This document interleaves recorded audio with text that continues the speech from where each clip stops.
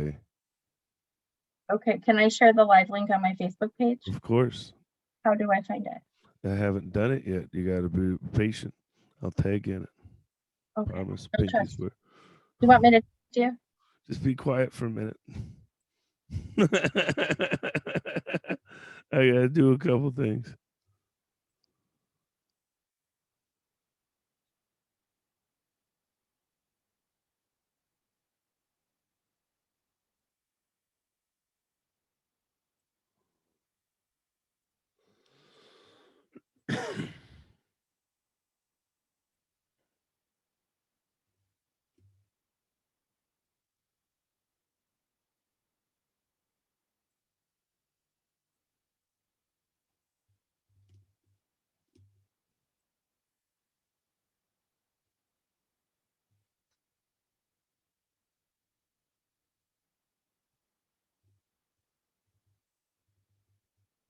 Yeah, this is the fun part.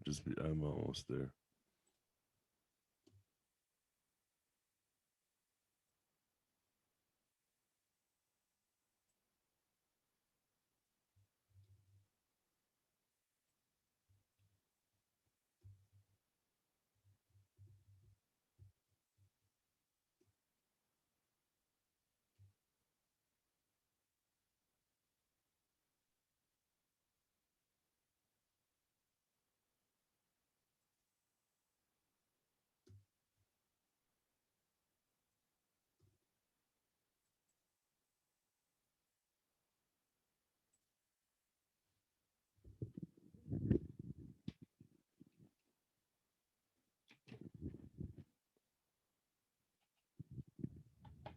I didn't even set an alarm. Haha. Dio. Leo. Leo. How are we doing this morning? I made it. I'm up. I'm on time. Yeah, you can make some fucking noise from that. Go ahead, Ginger. I feel like that's relevant right now, right? Fuck, we made it. We're here, right? Like how often can you can't always say that, you guys, but we're here, we're on time. Just want to let you guys know, it's almost my favorite holiday. It's almost 420, man. Yay! Right? You just sometimes you gotta be happy about what you can be happy about, right? But good morning, everybody. Good morning, good morning, good morning, good morning, good morning, good morning, good morning, good morning, good morning. Woo! I'm up. I'm at 'em, right? I'm awake. I see we've already got people in the live, and we're not even starting yet. That's what the fuck I'm talking about. Our guest is like a little dog pissing on their pants there already. Already told them 2 or 3 times to calm the hell down. They'll be okay. They'll be okay. They met me in real life. They know I'm an asshole, so it's all right. If I've slept on your couch, I figure I can cuss you the fuck out. It's all right. You know what I mean? Like, it'll be okay. I'm gonna spotlight myself from now. I'm gonna take all the attention. But here's the thing, people. Um, we've got a fantastic show for you. I'm excited for this guest. A lot of times you have guests on the show that are not as excited to be on your show as they should be. And this person is more than excited. Their kids think I'm a rock star. Like now, every time I go to Salem, I just got to go there, boost my confidence. Their kids are like, "We've seen you on the screen thing. That means you're famous. That means you're famous." And when kids think you're famous, they listen to mom and dad. I felt like there was a lot of cooperation that doesn't always go along. The teenager didn't even cuss or yell; they just threw their fit in their room very quietly, right? Like this was a good time. This was a good time. All right, I think we're almost ready. I've shared this in all 7,000 groups I've joined so I can market my stuff right. Like, hello. All right. We're Boy, almost he is a there. work. He's going to say he's a working machine this morning. Um, you gotta ask Kate. So here's the funny part. So I stayed at their house, and Kayla's boyfriend came out at about 3 a.m. And I'm on my phone. He's like, "What are you doing?" I was, "Well, I'm getting flyers, and I'm posting them because Jane's fucking crazy and wants to do all her work in the middle of the night." So he was like, Yep, "Do me. you ever stop working?" Well, I mean, Jane's not the only one. She kind of works like this because I work like this. But yeah, no, I don't. I don't. The whole idea is, you work hard now and you die later, and that's when you sleep. All right, I think we're almost there. I didn't get too dark yet. Damn it, we're trying. I'm trying. Like, It's only 8 in the morning. We got some time to go. I got some time to go. I can't. While we're waiting, can I tell a funny story? So I just Okay. want to say They this is don't my even know who you are autistic. yet, but go ahead. What? So this is my autistic literal moment for the weekend. I had a friend who posted about some art that they did online, and it was a picture of a bumblebee and a flower, and the bumblebee was farting on, out of the flower. And it said, "Bumble, do your farts smell like flowers?"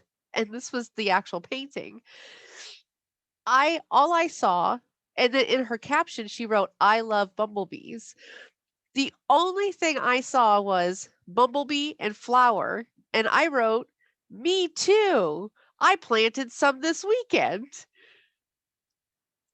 And she wrote back to me saying, "Audra, do your do your farts smell like flowers? And did you plant a bunch over the weekend?" Yeah. I laughed because I didn't understand. I was like, "Oh, no, I was referring to the flower and the bumblebees in the picture."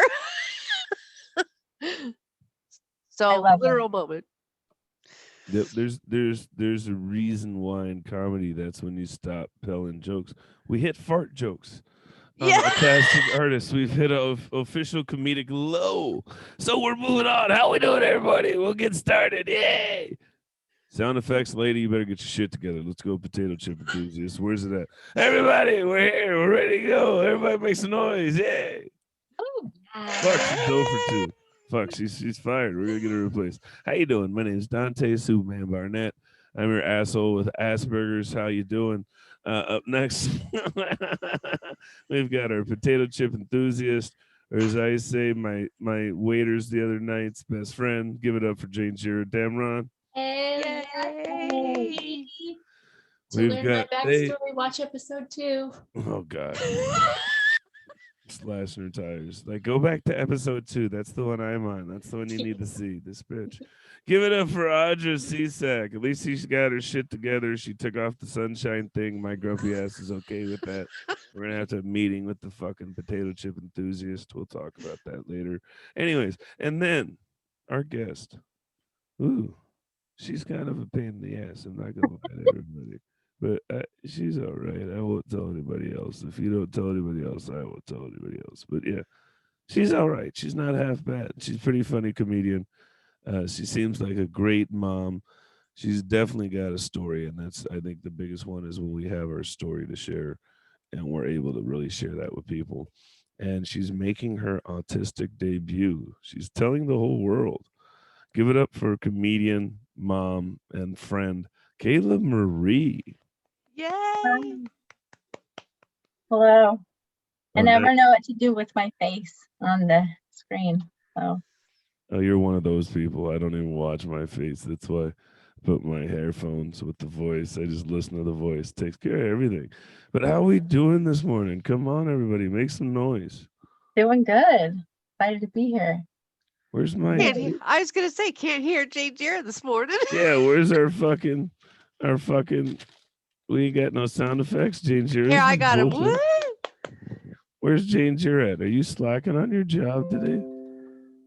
We're gonna have to let you go. I'm gonna need to speak with management. We got no sound effects. Do we have an HR department? No, I don't know. If we did, I'd have had a meeting by now. Am I allowed to interrupt? Because I will. Yeah. You can say it. You can say whatever you want. She's like, I'm scared of SuitMan. I met him in real life. I'm not interrupting him. Narwhal? Fuck you. On your, what is that? Oh, there's my cat. See, The seal. rude. You can't do that, Gilda. You can't. Put your pussy away. Jesus Christ. This is my cat.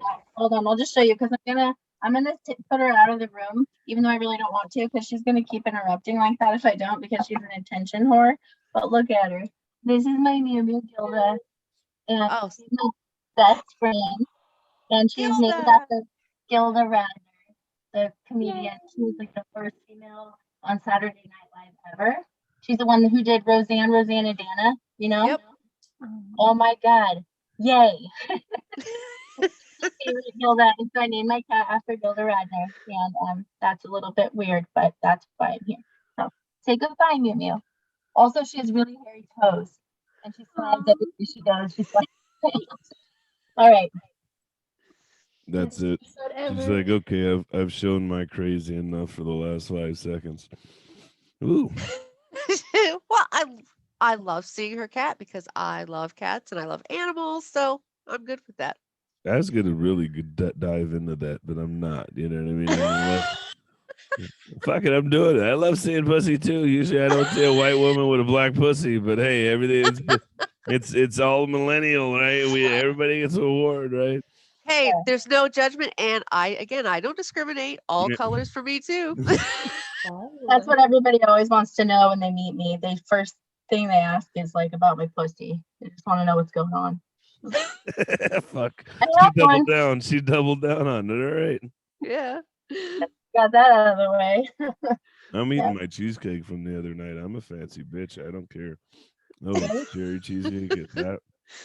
This is fucking awesome. So, without further ado, it was weird because we had a great conversation.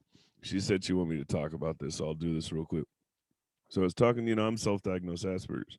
She's like, what do you mean? How do you know? I said, well, I love my road trips. She said, what do you mean? I said, well, it's just a math exercise for me the whole time.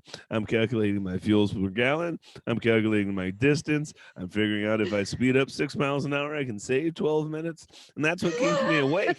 Because if you do that long enough, then you're like, well, I only got 4 hours left. If I can do this for 2 more hours, then I only got 2 hours and I can stretch through 2 hours. And then you're like, I can't fucking make it. And then somebody was like, yeah, that's fucking Asperger's. Like, that's definitely fucking weird. Like, you're the weirdos. Fuck you guys. This is a road trip. We're working on our math skills. I'm the only one who does this. Actually, you're not, because I do. You do the same thing. Change your. What's up with our sound effects? I'm kind of disappointed. Where's my Oz? What are you doing? Listening to your story. Jesus. I would like math if I wasn't She so gave bad up. at it. She's about to cry. I'm listening to you.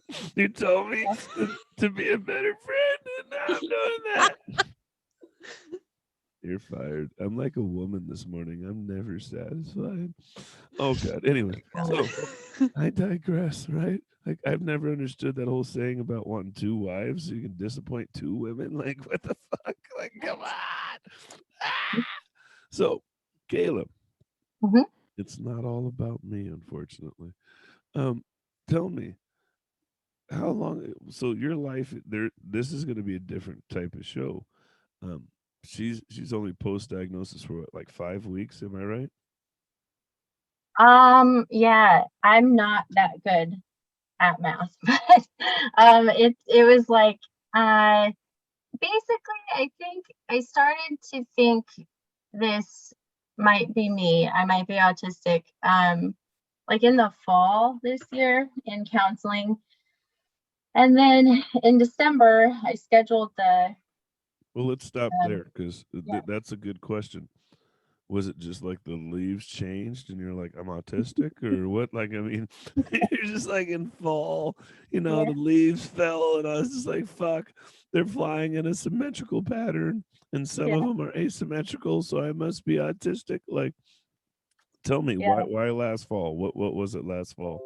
Yeah, that's what happened. That's how you get autism, actually. So watch out. Yeah, I think actually that is a really good question. So I used to be in an abusive relationship, and I'm not anymore, and I have a new partner, and he's really healthy. Actually, Sorry, there was can an you hear echo. me? Go ahead. Okay. And he's like really loving and supportive. And instead of getting upset with me when I would do things that maybe were like autistic traits, he would just express to me like the misunderstanding and talked to me about it. And then as I shared these interactions with my counselor, she's like, I've always known I had ADHD, but it was more apparent in this relationship and like my social interactions at the time that I was struggling and I didn't really get it. And I still don't, but at least I know kind of what's happening and people know. And so it's just, yeah, I think because someone loved me enough to like not get upset and instead try to understand me, then I started to try to understand myself too and realized I was autistic. So. And just to let you know, Aw. she's all touchy feely. Okay, like I can't stand her energy. Like she's my little inner spirit child. Like I cry all the time, and like, bitch, we're not supposed to talk like that. Not in person. Like, don't do that. Like you can't. I'm not crying. You're crying. Like we're not. I am crying too. But fuck it, god damn it, we're not doing this. You know what I mean? Like, she says, "Hi, how are you doing? How do you feel?" No, we don't ask the fourth question. Hi, how are you doing? That's it. No, how do you feel? We're not. Yeah. Fuck you. My kids call it my mommy talks. I don't want any more mommy talks. No one likes your mommy talks. Not at all. I Yep. didn't have my mommy talks are like, what the fuck's wrong with you? Get the fuck out of here. You ruined my life. Jane knows what I'm talking about. She's shaking her head, right? Yeah, for me, everything has meaning. Like I try to not be too deep sometimes because some people are like, dude, you're harshing my vibe. We're at the bar. Don't ask me what the meaning of life is. Just like get drunk and like dance, just chill. And I'm like, but seriously, what do you think though? So yeah. I think I found someone I could relate to because I do know that you said that you love psychology, and I'm like, yes, someone else I could explore these life questions with. Yes. Yeah, I would love to. I mean, I could totally nerd out and talk about it forever. I think I started studying that stuff when I was so young because everything about it was so foreign to me because I didn't understand people that it really helped me. And I was like, oh, that's why they do that.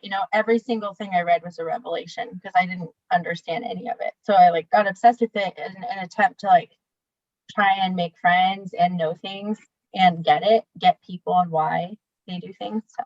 Yeah, just studying humans, basically. It's what I did too. Yeah.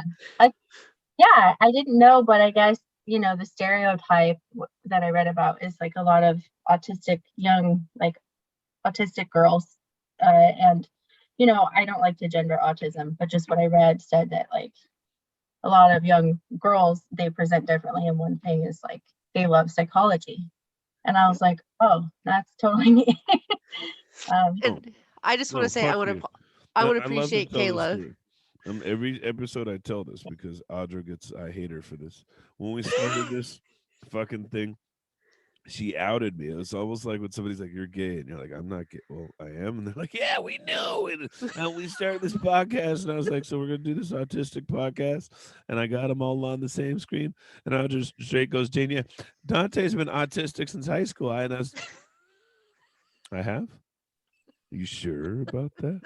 Son of a bitch. But then I think back to all the portable classrooms I went to, and they had the stemming for all the other kids. And I just didn't really stem. I was just fucking bored. So I was loud. So they put me on the video games, and that shut me. Because I'd earn these tokens. If I had enough tokens, I'd go play video games. Then one day I found where they hid the tokens. So I just stole them all. Beat the system. Yeah. Fuck Yeah. the system. Awesome. I love that. That reminds me of Queen's Gambit. Have you seen that? Yes. Like when she like breaks in the room and steals all the So pills. let me stop because halfway through that show I could not watch it anymore because it over sexualized the teenage girl to me with adult men, and I thought Yeah. that was kind of weird. Yeah. Yeah. Yeah. For the time, it was probably pretty accurate, but yeah, unfortunately. There's a lot of other things that were accurate during the time, but like how they treated that black girl in there. But we won't talk about that. Oh god damn. I haven't seen it, so now I'm really not going to watch it. Well, I'll tell you why I liked it because I liked it. The reason is because the girl in the movie is just really weird and she doesn't really get along with other girls and she's very strange. And I liked her because I don't usually like identify with a lot of like lead role females, but she was like really weird and had mommy issues, as do I. So I was like, yeah, I get it. So I really liked her. Do you enjoy like mystery and drama, true crime? I do like true crime. It's a confession. I wish that I didn't, but I have like a lot of trauma in my life, in my past, in my story. And so I watch true crime to like justify my anxiety sometimes. Like if I get triggered, I'll just watch true crime instead because it gives me a reason to feel stressed out. And like it's worse than my life. So it makes me feel better. I'm like, well, at least I'm not fucking getting murdered right now. That's great. So. I didn't even think about that aspect, but what you just said about channeling your anxiety into something else, it's almost like when you channel your senses into one stem. It's like channeling your anxiety. I didn't even think about it like that. Yeah. And then instead of being anxious for no reason, I'm like, well, obviously it's because she's about to get killed, so this makes sense. And I'm not afraid of my feelings anymore. So yeah. Oh, we're talking about my feelings again. Yeah. Oh, Dante's with the feelings. Feeling. Nothing more than feelings. I can't. No, we're not dealing with that. Jesus, put those worms away. God damn. No, but let me ask you this. I mean, so it was weird because I went to the casino last night and I walked around because I'm trying to be the bar. I'll just sit there and drink. I still got bought 3 drinks because I'm charismatic, I feel like a pretty girl, you know what I mean? Everywhere I go, everybody likes me. They just want to buy me drinks. Hey, right? Oh my gosh.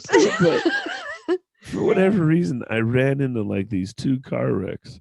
And the one guy was just at us. Are you on the spectrum? He's, no, I'm just PTSD. And no, you're not. But all right, keep talking to me for 4 hours like we're best friends, right? And then sure as shit, I got around to the other side of the casino, found another guy. And why do I keep finding these? Are you finding now that you've came out about your autism, or that you're identifying with people on the spectrum more? Yes, actually. Before I got officially diagnosed, I joined some autism groups online, and it was like specifically like autism and ADHD because I have both, or groups for like women with autism. And I made all these friends that were like me, and it was so overwhelmingly validating and like what I always wanted. And I just cried for like weeks. I was so overwhelmed by the fact that I've been looking for my people my whole life.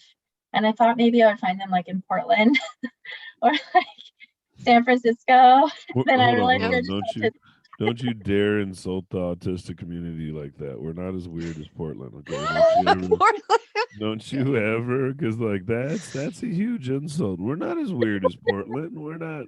We're just autistic. We're not. I am not Portlandia. That's all. Well, I live in Salem, and so Salem is like an hour south of Portland, and it's a smaller town and like a lot more boring. And so I would go up to Portland, for comedy and stuff, and meet people that were just a lot more expressive and like free. And I was like, maybe this is more my people because they're not so like ignorant, maybe. Yeah. Just open-minded, yeah. Yeah, and just like a lot of diversity. And I think I just like that. I don't like the mundane 9 to 5, we wear gray crowd. Although I do like the color gray. But you know what I'm saying? Like, right. Don't really fit in. Yeah. No, well, I don't want to fit in. I think that's where. See, you know what I mean? And that's I'm allergic to fitting in. Yeah. Thank you. Like, I can get drunk and then I can take over. That's about it. If I'm sober, I'm probably not going to fit in. I'm just going to sit in this corner over here until somebody asks me why I'm a normal person who's not talking. And little do they know I'm not normal. So we'll keep that part to myself until I say something stupid. And they're like, why did you say that? Never mind. That's why I was sitting over. It was anyway. Alcohol. Yeah. Let's get a drink. So relatable. Yeah. They don't know until you say something, everybody thinks you're really cool. That's what me. And then I'm like, uh-oh, I've spoken too much. Well, when I met Kayla the other night, I had a so I was triggered, and she'll tell you. She walked up to me. She's like, "Such and such comedians here," and I know I don't like him. I just said that like I like there was no intro to that. I was just I know and I don't like him.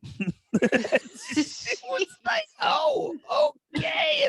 Yeah, we're not gonna double back on that, but yeah, I don't like him. And he bombed, so I'm really happy about that. She was like, Oh my god.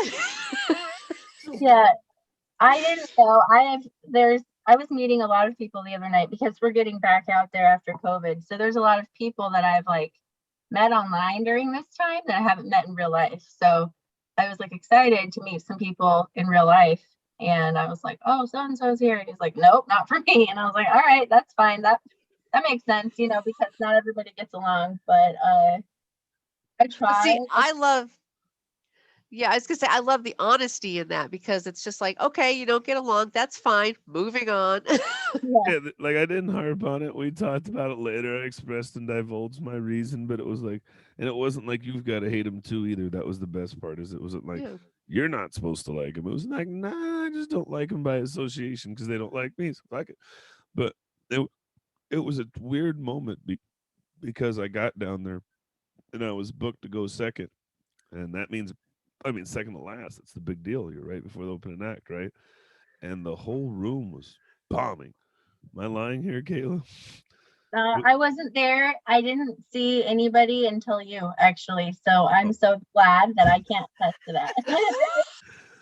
So it was like, if you're a girl, you're sitting there and you're like, this guy's an asshole. He's been an asshole to everybody. I don't know why I'm going out with him. And then, oh, he's nice. that's how the crowd felt. And so it was like we got done. It was like, all right, I Yeah. can do this. Yeah, you really turned it around. Big breath of relief. All I know is that when I walked in, it was quiet. It was pretty quiet, and people looked a little tense, And then after you were done, people were laughing and relaxed and having a good time. They were hugging you. Yeah. Yeah, that one. That's the weird one. When people want hugs. Oh, we're hugging. Yeah. I don't know your name. I do have a question though about the diagnosis. Yeah, we're Just getting. because Yeah, I was just okay. gonna go. Yeah, go ahead. I was going to say because I think a lot of people who are listening the one question they're going to have is, wow, in this day and age, how did you get a late diagnosis, like an official one? Yeah, it was really hard and very frustrating. So I'll tell you the story. So what happened is my counselor was like, I can't officially diagnose autism. I'm not a psychologist. So you're going to have to make an appointment with a psychologist. And currently I have like the government insurance, Oregon Health Plan. So not the best insurance, but I'm very thankful for it. And so I went to my doctor and I told her, and she was like, well, I don't know any psychologist in the state that diagnose adults and take your insurance. And I was like super like disappointed and surprised. Like, what are you talking about? That's not fair. That's not right. And I told her, did you know that like in the UK, this is like really common? People, they're like way more advanced at, understanding this, and that's not how it should be. Anyway, she was like, if you find someone, let me know though, because I have other patients who have also had this problem. And so I was just doing research. I like to do that so much. I research everything. I'm currently reading a book right now called The Science of Humor. Awesome. Yes. It up. I'll make you laugh. No, seriously. So anyway, I found like the Autism Network or something of Oregon, like it's a nonprofit advocacy that helps autistic people. And I called them and I left a message, and it's all volunteer. And then someone actually called me back and I talked to her, and she said, you could possibly get diagnosed for free through vocational rehabilitation. It's like a service through the government that helps people who are unemployed. And I am currently on unemployment. I have been employed a lot in the past. I worked for a lot of different places. The like 4 most recent jobs I had was I was a property manager on site, which was great for me because I lived there. So I didn't have to like have a schedule or do it was very comfortable. Also very uncomfortable because people came in my home. Oh yeah. Yeah, very weird. And then I worked at Oregon Youth Authority at an all-girls correctional facility. I have a story of being trafficked in the past when I was 18 years old. And so I wanted to work with girls who had been through that and help them. And my dad was a parole and probation officer for OYA. So I have like a really weird kind of like marriage of like strange past and experience. Right. And so I worked there. So I was working in law enforcement, and but it was teenage girls at a youth correctional facility, and I just loved the shit out of them. What I did, I played basketball with them. I made them laugh. I hung out, and I got to be an encouragement. And also, sometimes I would have to tell them no, but I tried to say yes as often as possible, which was not recommended because a lot of people there don't believe in like hope for those girls. So they say like it's the hug a thug mentality, and like they are old timers and they talk to the girls like they don't have any worth. But I hated that. So I loved them. And then I went on to work at the Oregon State Hospital in security. So it's a psychiatric hospital. And I got trained in collaborative problem solving, which is like helping people dysregulate when they're dysregulated, helping them re-regulate without physical intervention. And so I'm certified in that now. And so I just worked with a bunch of people who I related to in some ways and in other ways didn't. And it was really fun, but it was also really stressful for me, both of these jobs, just because they're so intense and they're in institutions. So it's like the opposite of a helpful environment for someone on the spectrum. And Right. Yeah, exactly. A lot of people in those places, patients and, kids who are at risk are also on the spectrum. So I don't know why it has to be so institutionalized, but anyway, it's people trying to help people and we're all broken. That's why.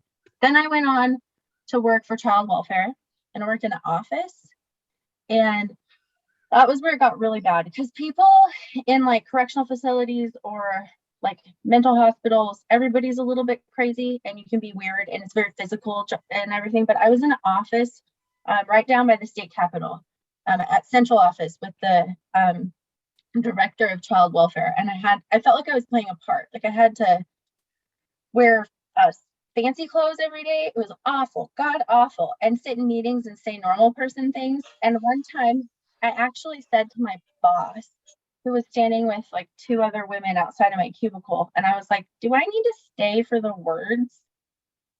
And she was like, wow, that's rude. And I didn't realize it was rude. I literally was like, I don't need to hear these words. I have other things to do. You know what? I probably would have too. Yeah. Yeah, I didn't fit in, and it was really hard for me to work in that environment because it's like very stale cubicle. It's like watching the paint peel off the walls. I hated it.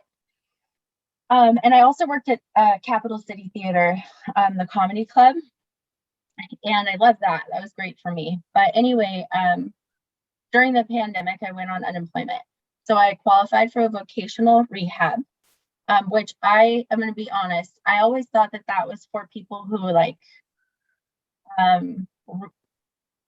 were broken, like more than me. Like I pictured like people that do that probably came from like have experienced homelessness or like just drool all the time. And I know that's rude, but I'm just saying that was my like in my head. I thought that it was like for when I heard rehabilitation, I didn't think that I would qualify. So at first it's kind of humbling, but then I realized like I'm an asshole and I'm just wrong and I don't know anything. So anyway, I did the intake. I think that's kind of the purpose of the show, and that's what not to interrupt you, but yeah, to interrupt you is that for you this is different, and for you this is kind of like me, is that a lot of people mislabel what's going on. And so it's a foot and mouth syndrome as you get deeper into the neighborhood, the family, that you have to take your foot out of your mouth the more you say. And then also there's so I'll give you my moment is I got a little grumpy. I say, I don't give a shit if you want to call it autism awareness or autism acceptance. I'm just tired of editing my post. Right? And Audrey will tell you, she's like, well, I feel like it's this. And if I don't fucking care anymore. My autism's kicking in that I don't understand why you guys have a problem with this, right? So I think that's part of it. I know I've had conversations with them about correcting people in public when I tell them I do this show and they're, yeah, unfortunately, my cousins, nephews, brothers, daughters, nieces have autism. And I'm like, great. Probably means they're smarter than fucking you because you sound like an asshole right now, right? So I Yeah. think it's and that's also why we do our other show, Dating with Disabilities, is so that way people can understand that those with disabilities aren't always people who look like they're with disabilities. And Right. the stigma. Exactly. Yeah. So I was wrong, and also I was very thankful that I qualified for that program based on my work. And once we talked about it, like I'm really good at interviewing and I do okay for a while, but I burn out in a job because of my special needs, and I actually have special needs. And so she was able to qualify me for the program, which meant that I then qualified for a psychological evaluation for autism, and they paid for it through vocational rehabilitation. So they've done it before for other people in the state, and a lot of people don't know about it. And so I'm really excited to share that, because if you're looking for a diagnosis or know someone who is, at least in Oregon, I know that is one route. And yeah. Okay, again, not to get interrupted, I have a question just because I know listeners are going to want to know. So from the start of this process to the end when you got the diagnosis, how long did it take? So I called them in the end of November, and I had my intake appointment at the end of December. And then I had my psychological eval February 5th, and I had to wait like a week to get the results back, which is the worst. And so, about, I don't know, December, January, February, 2.5 months, 3 months. Yeah. 3 months. 3 months? Yeah. So Kayla, I just want to let you know that you have the white privileged answer on this. By the way, Audra is responding. She's like, I can't even get people to get their second appointment in 3 months. Am I right, Audra? I have a waiting list of 2 years right now. They're not, and UW has canceled all adult evaluations. They're not even diagnosing people right now. What was your program? What's this program? Because we need it. And the reason why I think we're stressing this is you're getting you sound lucky.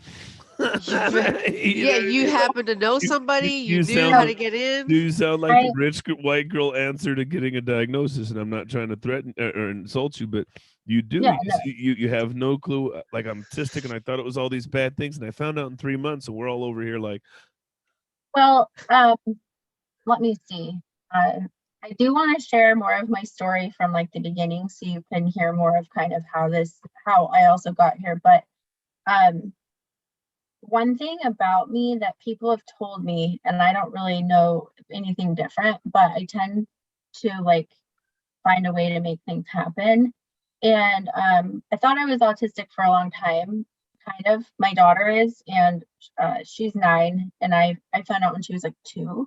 So I've been researching a lot. So first of all, I knew what to say. I knew all the things to tell them because I had been compiling a list. And like when I went into the situation, I was determined to make sure this girl understood. So I advocated for myself. Also, this program for vocational rehabilitation. Here, I'll show you. This is my folder from them. Can you see that? Yeah. So I used to work for DHS, and then I'm getting help through this other program. But yeah, so they sent me this stuff and I met with her, and my caseworker is like really, I don't think there's anything important on that. It's fine. My caseworker is really nice, and she's worked when I called them. I just told them, like, I want to work with somebody who knows about adult women with autism, because nobody knows. Does this person have experience? And so the girl who did my intake or my set up my appointment put me with this one worker, who the only one really that had in their program that had experience with that.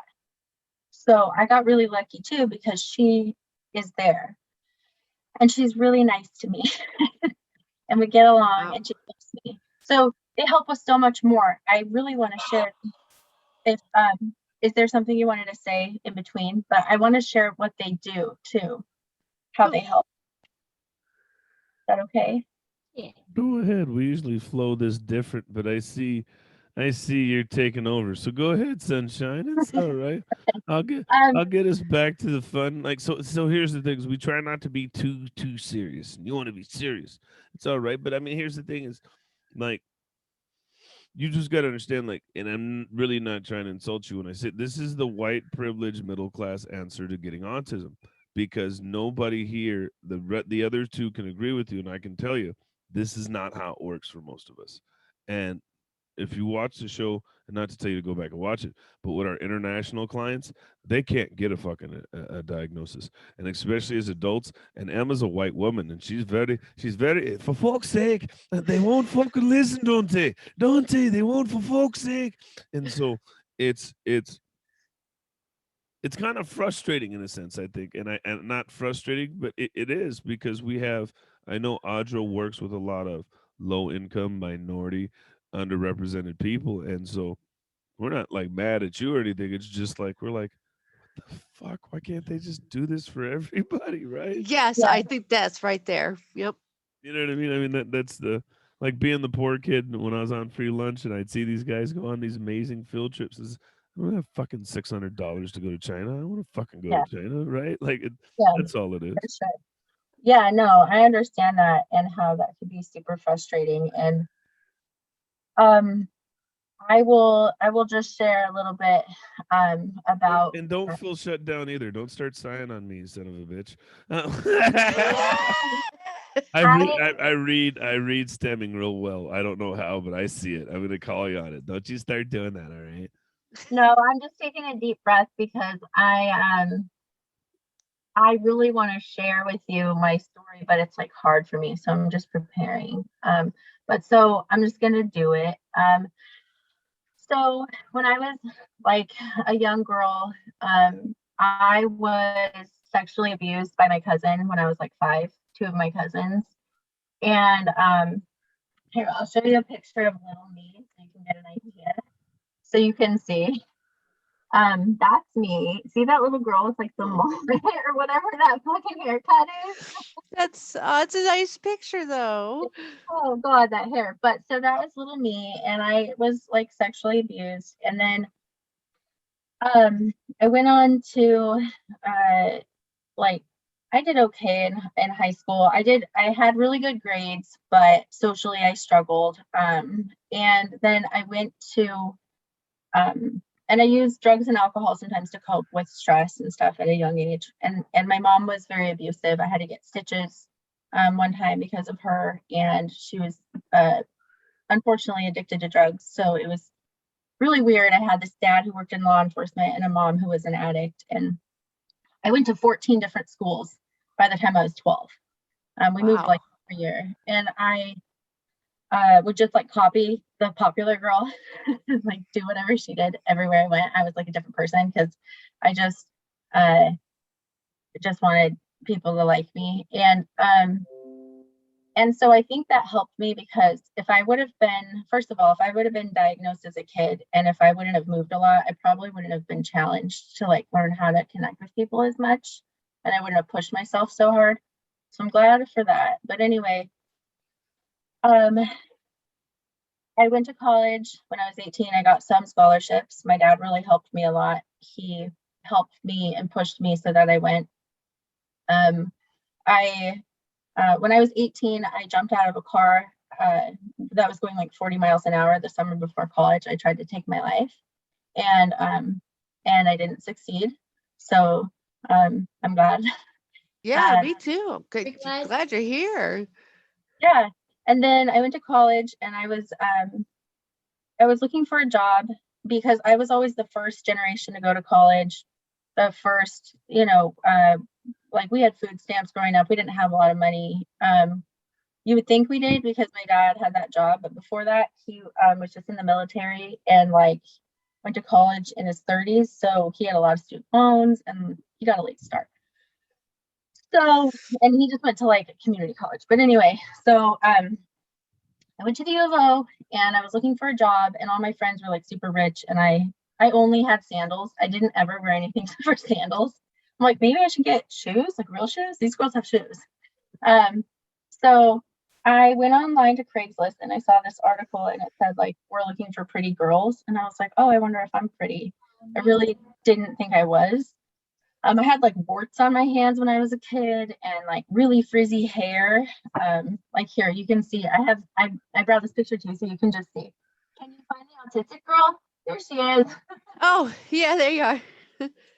But again, the hair is great. Look, loving the hair. Figure out hair. I couldn't figure it out. I couldn't figure out a lot of like what you're supposed to do. So, because fuck that. But anyway, Yeah. so I was insecure. And so I was like, oh, I wonder if I'm a pretty girl. And I sent them a picture and they were like, meet with us. So I met this person at Starbucks on campus, and he was a trafficker. I had never even heard of human trafficking. Obviously, I knew about like prostitution.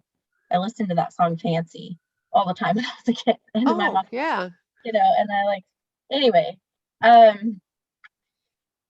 So I lived in a tent one summer. My family was pretty poor for a while there. But anyway, we're like rednecks on one side of the family. So anyway, I showed up there and I was from a small town and I didn't really know. I was obviously naive and like didn't pick up on like social cues.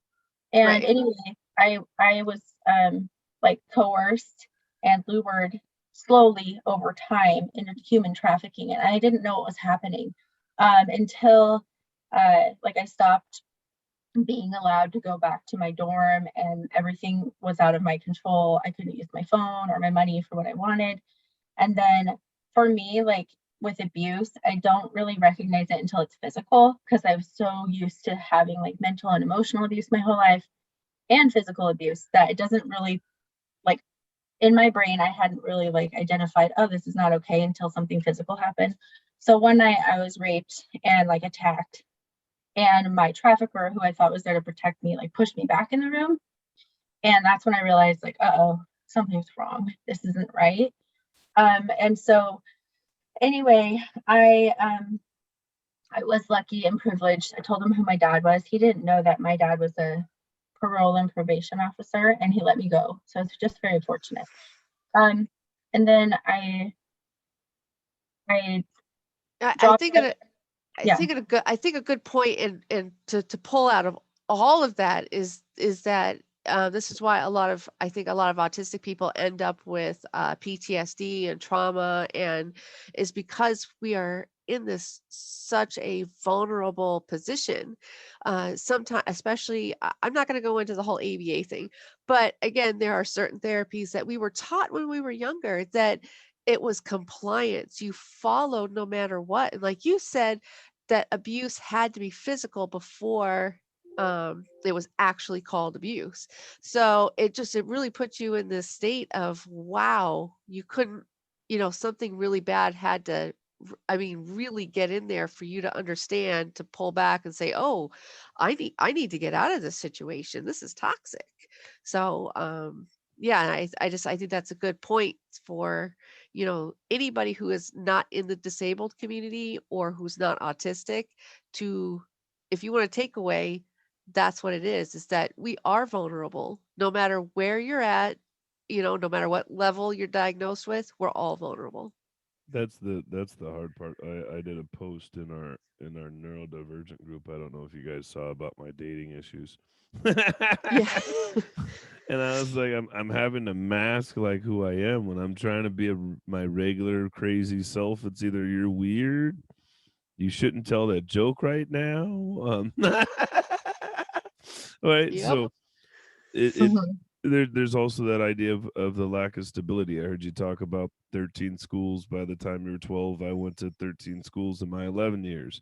And then you talk about the ton of jobs and just I think that's the good thing about where we're at now. We have resources that will actually there's jobs for us helping us with people like us, right? And that's I think for you, I guess, and I'll give you a heads up.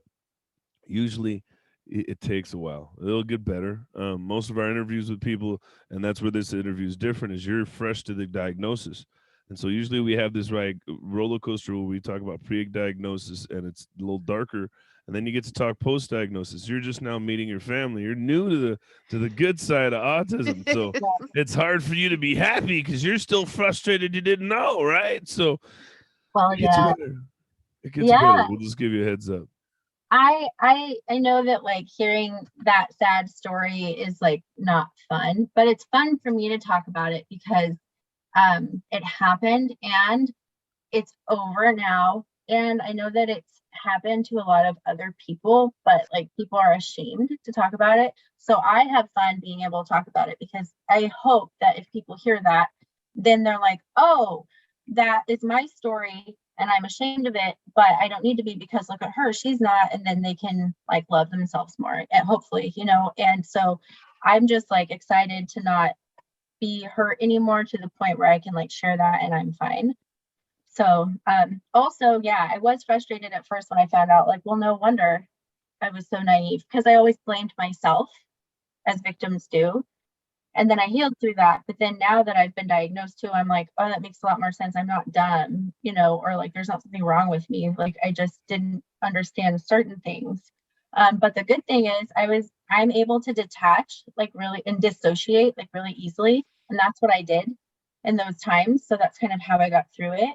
And that's because I'm autistic also. So I don't know. Oh boy, Um, dissociation. I understand you on that one because I can do it too. yeah, it's great. I was just somebody else. I just went somewhere else. Now I'm trying to learn.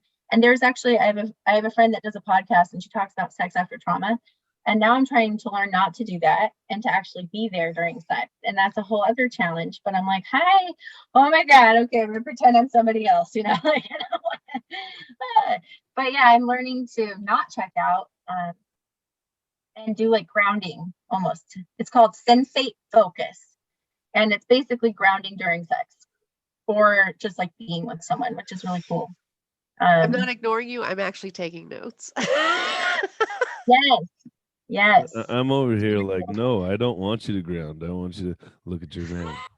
Look at me. Yeah, and that's Look part of it too. Like at you. I see you, I feel this, I smell this, it sounds like this, and I'm here and I'm present and I'm safe, you know.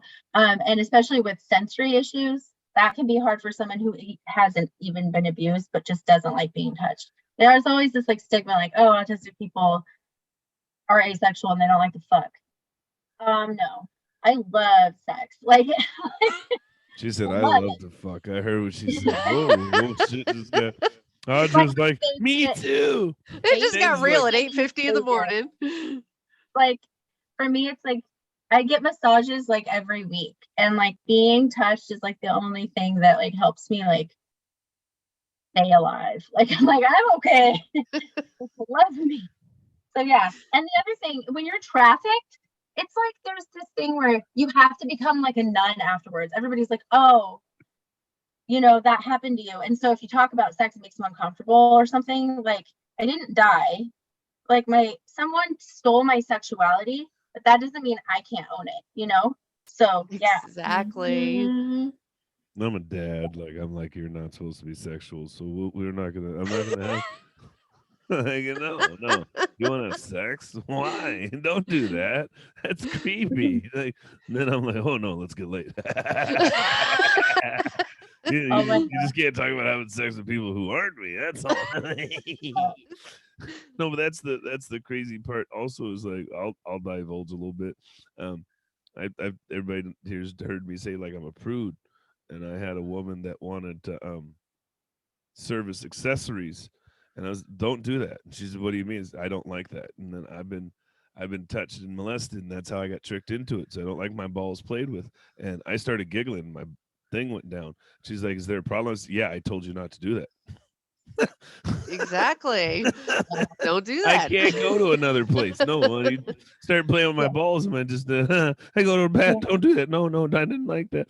So some people, It's so good to be able to say what you like and you don't like and to be comfortable with that. And it takes a long time, and it's important that people listen when you say, like, Yep, I'm exactly. 39 years old, and I'm just now able to say I don't like my balls played with. It takes time. It takes time. Scary black guy. You'd think I'd have said that. Don't do that. I'm well, hopefully this is the last time you have to say it. You can just like refer to this episode. Be like, make sure you watch this, and then you can put a minute 49 and have a listen. I'm like, Yeah. I should make a that's you know what, autistic people, we should make a handbook. Yeah. I We think that should, was with our resume and handbook, this is what we come with. Yeah. I saw this like meme. I don't know who made it. It was so funny. It's like when I go to a new therapist, I just bring a PowerPoint of my trauma. Hello. It's very funny. Like here we have when dad died. Okay, and yeah. Anyway, so that happened to me, and then I got pregnant. And so then I got engaged, and then I got married, and I started going to church with the person I got married to, because that was the right thing to do, is get married and go to church, because that's what they told me, and I just wanted to not be doing the wrong thing. So for a long time, I was in a relationship with this person, and we had 3 children, and I believed everything I was taught in church, but our church was kind of like a cult. It was a Christian church, but it was a small evangelical Christian church. And the reason I can honestly say, not to be funny or rude, but it was like a cult, because if people left the church, you weren't allowed to talk to them anymore. That's not Yeah, that's a cult. Yeah, and it was like very like there's a lot of rules, and it just got weird, and a lot of people left. I left. Eventually I got the courage to leave, and we moved away, and I stopped going to church because I just didn't really, even though I have my own personal faith, which, everybody has some sort of belief system, or they just believe in nothing, which is also a belief. I just decided to stop going to church because I couldn't take it anymore. The production, the profiting off of people, like church as a business, and then all the bullshit, and like just all the fake bullshit. And I was like, I'm not going to do it anymore. I don't like it. So I stopped going, and I started working at the correctional facility. And that's when I kind of started getting stronger and realizing like my home life was pretty abusive. I was being very controlled and lied to. I wasn't allowed to leave the house unless I was going grocery shopping. And when I went grocery shopping, he like tracked me on my phone, so he always knew where I was. If I tried to go anywhere, he would get upset. He broke my phone, my glasses, my car windshield. And I told him I finally got the courage to say I think I want a divorce. And he talked me into giving another try and moved me to a town where I didn't know anybody. And I was kind of stuck. So I got a domestic violence grant from DHS, and they helped me pay for a place to move into. And I moved out, and I started sharing my kids half and half with him. Like I would have him half the time, and he would have him half the time once I moved out. This is about 3.5 years ago. And he became like more abusive through the children, and also through just things he would do to me to manipulate and control. And I finally filed for divorce and got an attorney through, because I worked for the state, I qualified for, through the union, legal insurance. So they pay for your attorney. Yeah, pretty cool. So resources, research. That's how I find these things out and do it. So then Wow. after And that, again, let me pause there because yeah, you can't we're say getting to that the always. good. No, not that. It's just trigger signs. Trigger. Somebody said one is a trigger. So it's not always resources and research. And I say that because a lot of people on the spectrum don't have the time, the attention span, or the ability to do those things. And so what I would recommend is and I would ask for is, can we get a copy of those resources and what it may be? And I would recommend for you personally, because you have a great story and a reason, is you may want to think about making a guide to help. Yeah, you would be a great Yeah. advocate. And I'm Yeah. not trying to be a jerk here, but when I hear your story, I hear somebody who's got similar to mine, being the mixed kid and way I've advocated and some of the things I'm finding I'm having to advocate for now that I've identified. You've got a pathway and a resource avenue that you found to safety that a lot of people don't know about. And it's not a research and thing and resource thing, because if you remember when you were in the moment, you had the strength to do that, but so many people don't have your strength like mine. That's where me and you are a lot similar. I would tell you, Kayla, is that we're gonna get it done and we're gonna get figured out. And Audrey will tell you, we say that, me and you, easily. Most people on the spectrum do not say that easily. That our answer to stemming is survival. That's my stemming thing, is I got to figure out how to survive.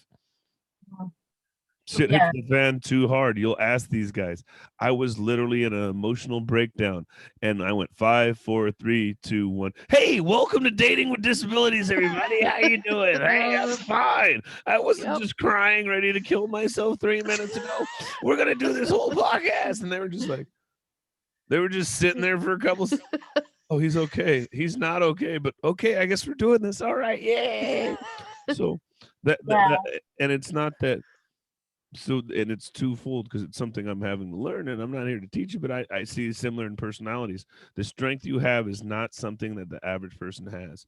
So stop thinking and saying that it's easy to do what you did, because it's not. And it's going to be insulting to other people, but it's also inspirational that you went through it. And those are the things I have to catch myself on. Make sense? yeah. I appreciate that. It's really encouraging because I feel encouraged and excited as I'm just brand new to sharing that I'm autistic today. It's good to hear someone's response to what I have to say, because I would love to create something like that. And I've always been a writer, and I want to write books. And I also would love to create like a resource guide like that. That's what I'm all about. That's why I'm doing this podcast. That's why I worked in the fields that I worked in, is I'm always an advocate. I've been writing some jokes about autism and being a woman, and it's been really fun to share them. People actually laughed, and also it's creating awareness because I'm like challenging stigmas. So I appreciate that. And also I didn't say it was easy, but it's probably implied because it sounds easy, but it wasn't. Like I cried. I cried one night so much and on the floor in my apartment that it was wet around me, and I thought something was leaking and didn't realize it was my tears on the ground. Like, I'm not kidding. But I waited to share until now because I wasn't ready before. I was too much of a mess. I couldn't. But I feel okay. I'm glad you share, because like I said, you would make a great advocate. I mean, this book, I have resources like publishers and people that I've been, that have done this multiple times that I know about, and we're waiting for the next set of advocates to come through, which is people like you, because we want to see your stories. And so I'm super excited. Any resources you have, I'm more than happy to share. I'll post on my website, in all my forums as well. And then certainly I will get you mine. So that way, we can welcome you. And I didn't officially get to say it. Welcome and congrats to the autistic community. Welcome to the party. Yes. Welcome to the Weirdo Too. Festival, right? Like, Right. I'm your host. She brought one today. Oh, you hold on. I got something Animal for you guys party. too. I got to show. Hold on, I'll Yay. grab it. So Oh yeah. it was awesome. I'm SuitMan, right? But I made it. You see me post about Walrus Gang, right? Yes. And so one of my comedians, Danny, I was like, we're walruses, we're big people, we're laying on the bed as like Walrus Gang, bitch. I get to Boise, right? And we're having this great weekend. We had 4 shows. And she's like, I hate to say this, but I bought you something. I was like, what? She's like, I spent more on it than I wanted it to, but I seen it and I had to get it for you. I was like, whatever. And then I opened it up and I was like, bitch, Oh my it's a walrus. It's a walrus. It's a rhododendron or some rock. You see how it's colored, right? god. But it's a walrus. And I was like, oh, you bitch. And I was like,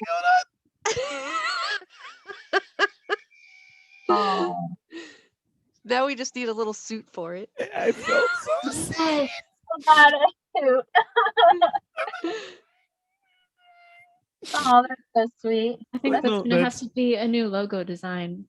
Yeah. Oh Oh fuck, we've got James. Walrus man. Walrus Man. Yes, With my I love little that. tie on and a curl and my 2 little hooves, my tusks, yeah. my Oh my tusk. god. That'll be your next tattoo. That'll be my Oh, next yeah. tattoo. No, my next tattoo is Malachi. I gotta get my son's name. I am getting the SuitMan logo tattooed, I think. So that is homage to you. We will have the SuitMan tattoo. I just think I'm gonna go here so I can say the shows over there Oh, with see- the SuitMan. With the SuitMan. Oh my. That's, yeah, but have to get it right there. Yeah. Did you get your tickets to the show over there? Jesus. I like that. My shameless body plug. That was nice. My seats are getting tight. Thank you for laughing at my guns joke. Yeah, exactly. Did you get your tickets to the show? Right? I love that. I'm so glad you have such good friends. It's really cool when people just love you like for who you are, and let you be yourself. Yeah. Yeah. And it's one of those things where, depending on how you look at it, like we had somebody, thank you, Northern Audie. You shared it to Arts Group. He weren't sure aware what we'd be mentioning. This is an open platform. And when you see comedian, I just want to warn people. Now, when you see a comedian on a show, there's going to be some dark parts. I think most of us come with them, right? No, I get that. Sunshine and rainbows. Some of our viewers. Literally asked me at Dutch Bros. She was like, "Oh my God, what are you doing tonight?" And Dutch Bros. And I was like, "Well, I'm gonna go be on a comedy show." And she was like, "Oh my God, I've always wanted to be a comedian. And what do you have to do that?" And I was like, "Are you sad?" Are you sad for no reason? And she was You like, cry kind of, in and the I was like, "Well, shower? then you'll be fine. Maybe you'll have a chance if you're sad. That's all you have to do." But no, You just need at make least it 10 years fun. of trauma. But here's the thing is, and I hope she goes back and she's watching now. Is she said I had trauma and I walked in because, your conversation, your interview's been a little rough somehow for some people, triggered, and it's supposed to be that way. Like I say it real quick, like I was molested and I just go on it and I say it and I go, and a lot of people want to hug me. And I don't want to hug. I don't want to stop. I just got to say it and go through it. I don't want to have we're not stopping and doing a whole presentation. And Okay. so, but the presentation part is needed, right? Like sometimes some people want to have that presentation. And so we got to warn people like this is raw, this is uncut. I don't Mhm. trim it down. We cuss, we shit. I divulge something I probably shouldn't have, right? But Autism unfiltered. yeah, unfiltered. That's what we should. That's what we really. Yeah, it is unfiltered, but that's what This we're is hoping, live. for, right? And let's be honest. I'm glad you brought up the fact that your story is interesting, and it's needed to be heard. And I've said the counterbalance when people got mad on our DWD show, and I said, as somebody who's not mentally incapacitated in certain ways, you can't date somebody who is, right? Well, that also brings up the idea of what happens to that little girl who doesn't know better at 14, 15. The idea of grooming and trafficking, though, that's a whole people that need to be spoken to. That's a whole parenting group that needs to be informed. You know what I mean? Like Mhm. we're not Yes. having this conversation. We're not. Right? Like I don't care how triggered our listener is. We're not having that conversation. It's hard to fucking have, but we've got to have it. And so I'm it, sorry. So what did Northern Audie say? it was just they came into the they came in. It was there's like I wish we would have had a trigger warning on what was going on with the conversation. Oh, Um, yeah, okay. they've been through their own That's form of trauma, right? that's fair. Yeah, I think No, that's fair. Yeah, we can do yeah, And that we again for next apologize. time. We're trying. Yeah. We're getting better at yeah, this I as we think Yep. go. I've been in things like that before where I get on there and I'm like, oh shit, now my whole day is ruined and I wish somebody would have warned me because then I would have saved this for later because I still want to listen to it, but like now is not the time because I have things to do and now I have to go lay in the fetal position and cancel it, you know? So I'm really Right. sorry. We should have thought of that, but I'll just finish. This last part is of the bad is one last thing and then I want to share all the good stuff because I really feel too like I didn't plan to share all the bad stuff, but once you were like, it seems like it's been so easy for you, I really wanted to speak to this because it wasn't. This stuff has been really awful. And so I'll share the last and final bad thing. And then hopefully the reason for doing that is so that all of these other, like you can't have good without bad, you can't have light without dark, and so it really puts everything into context, and I hope it's encouraging to someone, you know, that things do get better and they can get better and it's not always going to be like that if it's not going well right now. So I was going through the divorce and my ex was becoming more and more abusive toward me through different mental emotional tactics, and I didn't live there, so obviously it wasn't really physical. He did threaten me physically, but he didn't do anything until one day my daughter called me and said, Mom, I'm really worried because I'm scared and Dad is scaring me. And I was not surprised because for weeks and months leading up to that, I was telling my counselor, my kids' counselor, our mediator, the judge, my attorney, the advocate at Center for Hope and Safety that I reached out to, that I was worried that something bad was going to happen, that he was going to hurt himself or the kids or me, even though we didn't live together, and that somebody needed to get involved. And they were like, well, we can't do anything until something happens. He hasn't done anything. And I was like, well, I hope that whatever happens isn't that bad. And I'm afraid to find out what it's going to be. And that was on a Friday. And on Sunday, my daughter called me and I went to, I was right around the corner. I don't live right by the house that their dad lived in, but I was right around the corner going to urgent care because I had a yeast infection. That's the truth. And I all of a sudden got this call and I was like, okay, you know what? Don't say anything. I will be right there. I was like a block away. So I just turned around and pulled up, checked on the situation, and he was like not acting like himself. And he told me that I told the kids to get in the car, and I was reaching for my keys, and I had my phone, and I was thinking of calling 911 based on his behavior. And I've worked like dysregulating people, so I can tell when someone's like emotionally dysregulated by their body language. I've been trained to do that.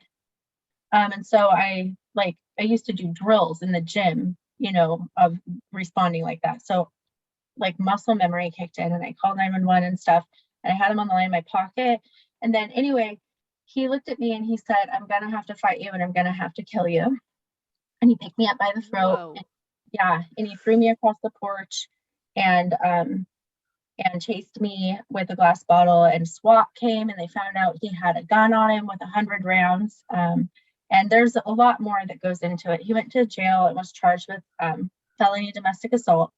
I had to go through the process of getting a restraining order, and then everything since then. This was April 2020, so it was just the year anniversary of the domestic assault, and I'm really excited because we survived it. My kids and I were doing really well, and it has been extremely frustrating navigating the court system as a victim. I feel a lot of the time that my voice hasn't been heard or respected, and it's been really challenging and a long road, but my divorce is almost over on May 7th. But anyway, I say all that to say that I'm really excited because I'm finally, my future is finally going to be different. Like, I'm free from that. And I was diagnosed finally. And I've been getting stronger and healing in the last year. And it's really exciting what's happening in my life because I'm finally not blaming myself anymore. And I'm finally believing in myself and loving myself, and everybody's in therapy. Like when COVID started, I was really glad because everybody was isolated and I was going to have to be anyway this year. So Yeah, it's like, exactly. oh, good. Yeah, you're No, not no, the only one who said that. Like I did a whole bit about that and talked about, how being people asked me how did I become so successful this last year, and I was like, well, COVID hit and everybody went inside, and I didn't yeah, feel bad about being inside no more, and that gave me yeah, confidence. And it's that's kind of like the thing is like it's funny and not funny, but I'm on the other side of that whole I guess for me, it's frustrating to hear about what you went through and how you deserve to be protected. And I'm not seeing my kids, and I did none of those fucking things. So, yeah, I'm on the other side. I'm just like, fuck. So, yeah. whew. Trigger Yeah. warning for me, right? I'm over here like, fuck that shit. I've been on the other side. I got, Audra knows I got surrounded in the library by 12 fucking cops because there was a bullshit protection order on me, and the people at the library were like, "He's been here since it's open, sir. I don't know why you're bothering him. Yeah. Will you come outside and talk with us? No, talk to me right here, right?" Like, and we were just talking about autism. The kid last year, it was, and I was looking it up while we were talking. The worst part I think is that people with mental health issues are being killed, and this is where being black isn't always just the issue either. Last year, the kid was killed in September of 2013. He was 13 because he he had a gun. Oh, He was shot by police. Yeah, yes. Uh-huh. yeah, and they didn't know what to do. So it's like there's the idea of sorry, the idea of people not being really understanding what to do with people. Yeah, it was in Utah, Salt Lake City last year. A 13-year-old kid with autism was shot and killed, and it's like people don't know how to respond. People don't know what to do. It's a whole shit show. Well, we're gonna cheer everybody up. You guys ready? Where's my sound effects lady? Is she even here? Dangerous fucking listening. Yes. What the fuck? That's her first one all day? Fuck you. Yeah, take some of her money back. Fuck that. But hey, Oh, this is Audra's favorite segment. Go ahead, Audra. All right, lightning round. And I call it lightning round just so everyone knows because one of my favorite shows was Friends, and one of the episodes they had a lightning round. So that's what we do to get to know our guest. Okay. yay. All right, so we ask about a couple of neurotypical questions, a couple of neurodiverse questions that I love. So, first one, what is your favorite holiday? Thanksgiving. Awesome. Ah, Traveled. Yeah, I love Thanksgiving too. Can eat. What? No, hold up. Why Thanksgiving though? You got to ask the follow up. Is why? Oh, because of the food. I have a follow-up. What time are we done at? Just curious. Pretty soon. Pretty soon. Okay. I just want to will I have a chance to tell you the good part? Maybe not. You're kind of long winded, but we might get you back. We do it. We're doing our 5 questions. We'll get. You'll be okay. You talk a little too much, but it's all right. There's always next time. There's always next time. You'll be Yeah, okay. that's part of it for me. Part I of know. being It's okay, but we got to finish our 5 questions. You're interrupting again. You gotta stop. You gotta listen. okay. Listen, oh my gosh, compliance. That's kidding. What is your favorite Hold on, travel? man. Yeah. Man. Sorry, we have a public service announcement on SuitMan Productions. He does get to tell you every once in a while. We got to speed it up. Go ahead. I guess There so. you He is go. my producer. So, travel destination. What is your favorite one? Probably what could I write? I would say my favorite travel destination is Where do you want to go? That should be the better question. Where's your dream destination? Where's your dream destination? Yeah. I don't really have one. I don't really care about that much. I mean, like, I'll go anywhere, but I don't really like. There's no place that I want to go more than any other place. If that makes sense. That actually does. It's a valid answer. Ooh. What You're lucky I is- didn't have the sound effects today. Yeah, I I don't know. I'm gonna just speak through these so I can say what I want to say. Oh, that's not how this I can works. share the joy that I want. I'm just gonna shut down if I can't do what I want. I'm gonna just shut. That's not fair. That was actually good. Okay, now we get to the fun questions. What is your favorite dinosaur? Notice you have dinosaurs on your shirt. Yeah, I do. I love the T-Rex. I also cut my shirts. I buy like men's shirts sometimes because they're fun, but I cut them because I don't like the chokey. It's a sensory thing. And so, Yep.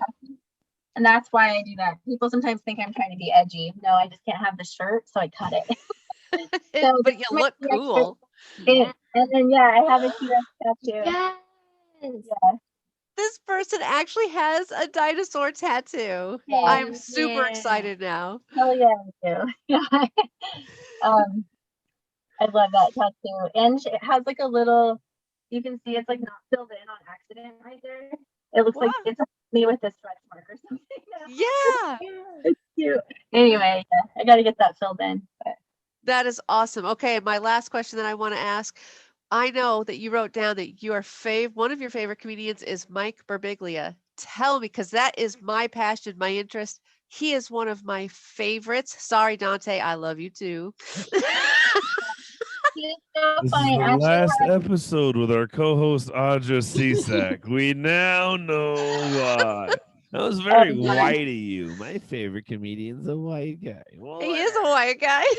I'm your favorite non-white comedian. How about that? Yeah, it has to do. is my favorite because she is awesome and she is not white and she's What did you also say? We were all talking at the same time. What did you say? Who is? Aparna non-Charlotte.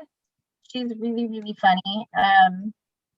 She is on the new show called, I think it's The Great North. She like is a voice actor on it. Yes. And she's just really smart and hilarious.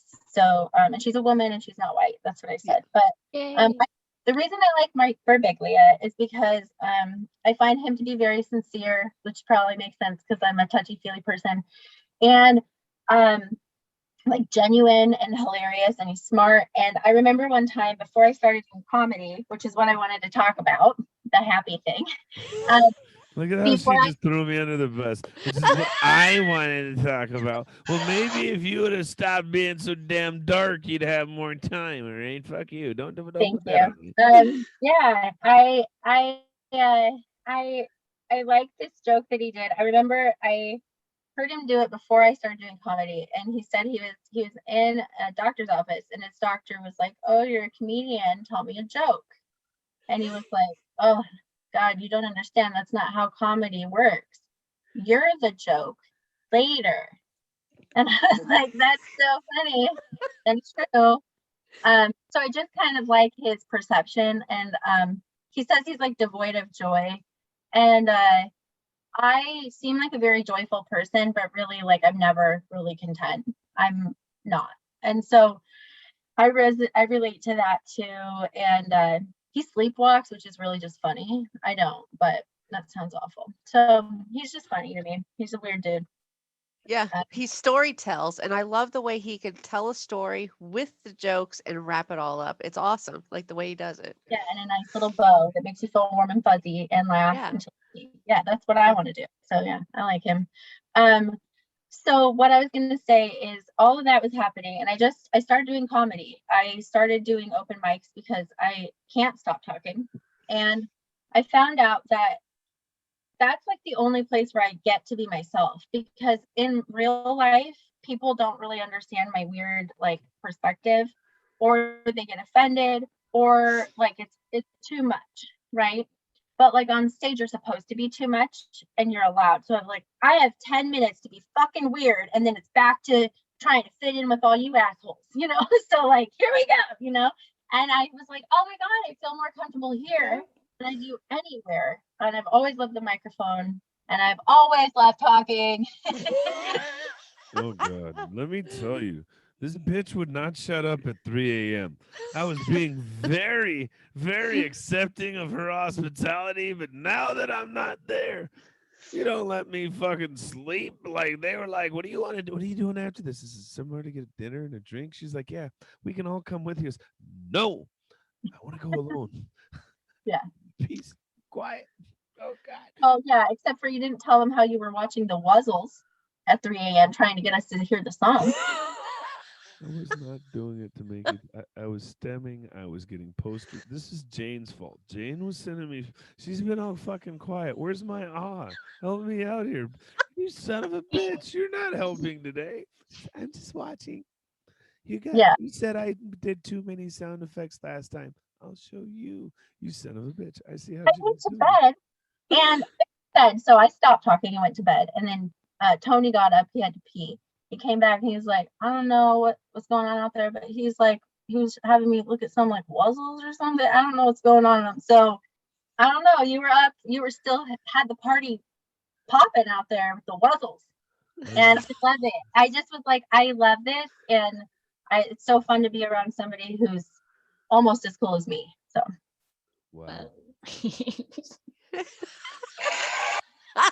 Oh, that you're gonna cheer that? That was awesome. Fucking Jane. I knew she was gonna do that. Nobody likes you. You're the quiet one. It's the quiet ones you gotta fucking watch with her brontosaurus. T-Rexes eat brontosauruses, just to let you know. Just wanted. So let's tell us the good. You got like 4 minutes. I'm putting you on a timer. So the good is started doing comedy, fun, started taking improv classes, and I'm part of the sketch writing group. So right now, I'm getting like booked on shows all over the place, and I'm super excited about it. And it's kind of that place where you feel like you're almost certain you're going to fail, but you have to get there in order to grow. And so it's really fun. I've been doing shows, like I did one in Grants Pass. I have one coming up in Bend. On 420, I'm going to be, I know you're excited about that day. I'm going to be on a show called like Super Size We. It's just my friends are doing a podcast, and they eat like fast food and review it. And so we're going to do that. That will be fun, with Ryan Danley and Kyle Adams, who are both like really funny. And I have a podcast coming out called Strange Together, and it's just about people coming together with their differences, and instead of being afraid of each other's differences, loving each other because of them.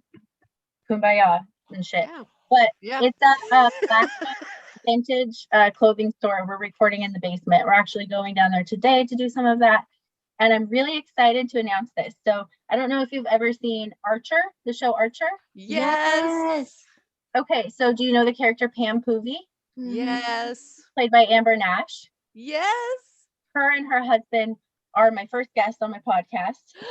Next week. I know. They're really, they love people with differences, and they're creating a new film about neurodiversity, and they're doing a Kickstarter campaign, and so they're coming on my podcast, and I'm super excited.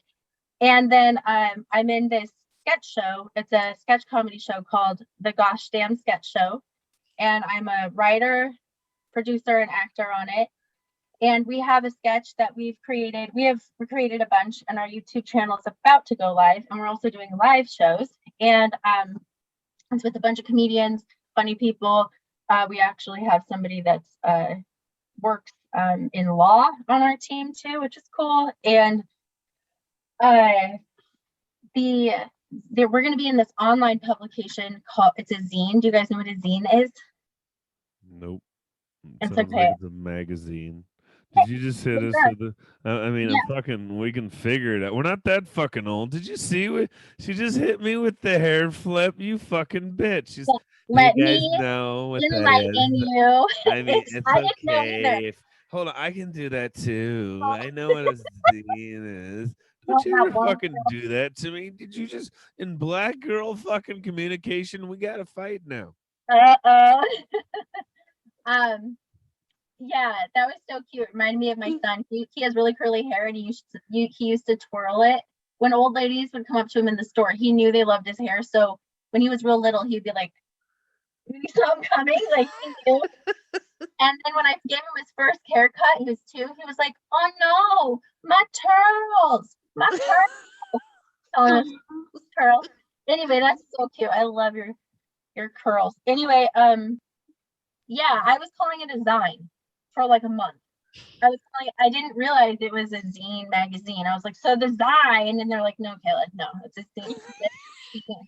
So actually, no, I'm the dumb one. So it's an online magazine. It's by my friend Jane Malone, and it's called Little Treat. And she's been coming out with different ones. A lot of amazing comedians have been on it. Like some people that I look up to, Sam Talent, Jay Shingle, they've been posting stuff in there, sharing articles, and we submitted it in our sketch. What's cool about an online zine is that there can be audio and different like multimedia, because it's not just paper, so you can click a link and go watch a thing. So that'll be coming out, and I play like the lead character, and her name is Margaret, and she wants to fuck the Kraken. Yeah. A sea monster. What the whoa. It's really funny. And I sent you guys a clip. I don't know if we have the ability. I'm not tech savvy. Nope, but I'm not doing no clips. Okay. I'm not. You're not getting me. No, we're not following. No, that's not what we're doing here. It's a good try. Good try. It's really funny. No. I'm not. No, I'm not falling for that. I'm sorry. That's not. It's like on Jimmy Fallon when he's like does like a little I clip hear from you. a film that's coming I out. hear you. I'm not willing to take that risk yet. That's a production. That's a production rule. We're just not. We already Maybe talked when we about have how some crazy shit. sponsors. Yeah. That makes sense. We need sponsors, guys. Sponsors, if you're listening, we need you. You know, you should create a resource book to teach us how to be producers, Ooh. because I don't know what you're talking about, but I have a feeling it has some issues with like liability or something. Yes! Yes. Bingo! I don't know what fucking material you fuckers put out. And I know Jane and I know you. Jane didn't help make it. She just said it can be in her zine. I get what you're saying, but that's just the whole idea. Not only that, but I don't know whatever they're doing with it, if they're okay with me spreading it, and then you never know I what asked them, traction. and they are. I'm like one of the people who created the show. I get But you. it's okay. It's okay. You don't have to. It's a okay. creative thing. It's a creative okay. thing. We just. I totally get it. It's one of those where you never know where our stuff's gonna go or where their stuff's gonna go. Yeah. And then It's like softcore, like cryptozoology porn. So probably not. No, I'm kidding. Whoa. Definitely not. Now I'm definitely awake at 9:30. He's that I am aroused. I am definitely aroused. In the 1930s, and it's like in black and white, kind of like B-roll film. It's like really, we worked really hard on it. There was a green screen, and we even had the thing. It was like, take this, like the clapper. Wait, that's Awesome. what it's called. Yeah, it was really fun. And that was a big deal for me too, because like after everything I've been through, all of that stuff, it's been really hard for me to be myself. So that same day that we finished filming, my daughter's friend, the mom, sent me this article. She's like, did you know that the girls found this article about you being trafficked? I did a news story like in 2016 before I had really healed, but still it was cool to share my story on KMTR, and like it's out there. And the girls found it, and she's like, it's something about human trafficking. She was like worried, and I was like, yeah, we're pretty open about that. My kids know that's part of my story. And then like an hour later came like, here's the first draft of this movie that we created. And it was like for me just to see like, this is how far I've come. Like, here's sad me not knowing even how to be myself on camera. And here's me like playing Margaret who wants to fuck the Kraken, and it's just like so different. And I've grown so much and healed so much. Thanks to my you don't even ease into that. I just want to fuck the Kraken. Like not man, fuck, And our new hockey team is called the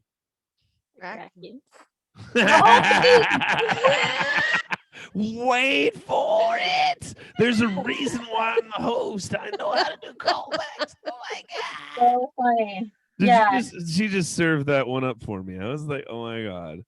I'm gonna join the hockey team, and then Kayla can say she's fucked the Kraken. Yeah.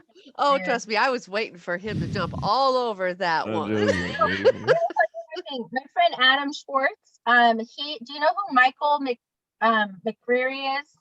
Yeah. He has a book that's called like You Don't Look Autistic.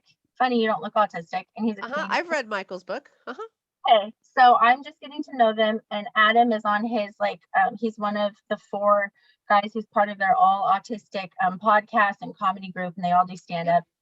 And I'm going to be on Adam's variety show on the 23rd, and it's featuring all autistic talent. And I'm really excited about that. And they're doing some really cool things. So he's actually the one who connected me with Amber Nash and her husband, Kevin. So just wanted to say thanks to him. And also, like, people should watch their stuff because it's really awesome. And also they're advocating for, neurodivergent people. And then also, like, last week, that show that I had, my brother came. He's younger than me. He's 9 years younger than me. And then last night, my best friend, Amanda, she came to this show I was on in Harrisburg. And it was really tough because the crowd was like super like conservative, like Trump people. And that was hard for me, but we got through it. Good. And Yeah, that's tough. we had fun. It was just like new for me. Anyway, like, my mom obviously wasn't super supportive in my family, but I believe in like creating your own family of people that you want to be your family. And I have my brother is awesome, but my friend, and I don't think like our comedy community around here, when I was assaulted and everything, everybody from Capital City Theater, which is now Infinity Room, they created like this group online, and they started helping us, and they did our laundry for a couple weeks, and they brought us food, and they loved me. And it's our comedy community. I mean, it's Salem comedy. Like, I would not like know where I don't know where I'd be without Salem. Yeah. And Julie, especially Julie. And so anyway, yeah, that. And then I wanted to tell you guys, so this woman I was talking to the other day at my kids' school, she was telling me that her son has autism. She's the school counselor, and she said that they say he has the touch of the tism. And I was like, The tism. The touch of the tism. That's what they say in their house. And I was like, how? Yeah. And I was like, I don't know. I didn't really like it. And I thought, how would that translate for an adult woman that's like been abused? And I was like, I guess I have a grope of the dirt to dirt. I don't know. It's it's just frustrating. But that's why we don't tell jokes. Yeah, I've learned. You're not allowed to tell jokes, Kayla. Don't tell jokes in the community. Just tell them on the stage. The community gets mad when we do that. I said my whole radar joke, and they's like that. Yeah, you can't do that. That's the perfect time for me to end it. You hit the button. You got the button. You got me to 9:32. Don't you see? Don't see? No, we're not doing that. We don't have helmets. That's not. Don't see. No. I had to take She's got the stickers on it. Oh, okay. That's fair. Because I'm proud that I'm autistic. I'm not ashamed. And also, I want to tell you one more thing. So you're killing us. We got time. We gotta go. We gotta get somebody somewhere. They've got other commitments. I'm sorry, Kayla. You're good. Okay. We're in. We got it. She's fine. I don't care if I meet you, man. Somebody else gotta go. We got a schedule. Give it up. One last time. Everybody say thank you. Hello. Good evening. Good morning. Wherever you're at, say goodbye to Kayla Marie, the comedian. Sound effects. Yes. She's gonna get mad at me. I already know. Yes, she'll tell me about this later. Give it up for Audra Cece. Yes. Give it up for the shitty sound guy, lady, person. Change the potato chip enthusiast. Oh, no sounds. Oh, okay. That's how she's gonna do. She got the sound. No sounds this time. And myself, SuitMan. One last thing before we go. 2 weeks, we're back again. We've got Dating with Disabilities. We've also got May's guest, who's Becca Hector. No, no, no, no. I'm sorry, Nope. Christina Holmes. Haha, I caught myself. Crystal Holmes, neurodivergent rebel. By the way, I like worship her. I can't believe this is happening. All right, and then 2 weeks after that's Becca. Also, if you're in the Seattle area, April 30th, I've got this crazy comedian that was on her show today. She's going to be in real life in Seattle at Lo-Fi for Laughs at Lo-Fi with SuitMan Productions, baby. Our first live show in the Seattle area. So thank you for joining us this morning. We'll probably have Kayla back. It sounds like she's got more to say. No way. Thank you for tuning in. I love everybody. You guys have a great morning. Tune in 2 weeks from now. This will be on YouTube later, Spotify, Google, all those great different podcast networks if there's anything you missed. We love you. Goodbye. Yay. Thank you.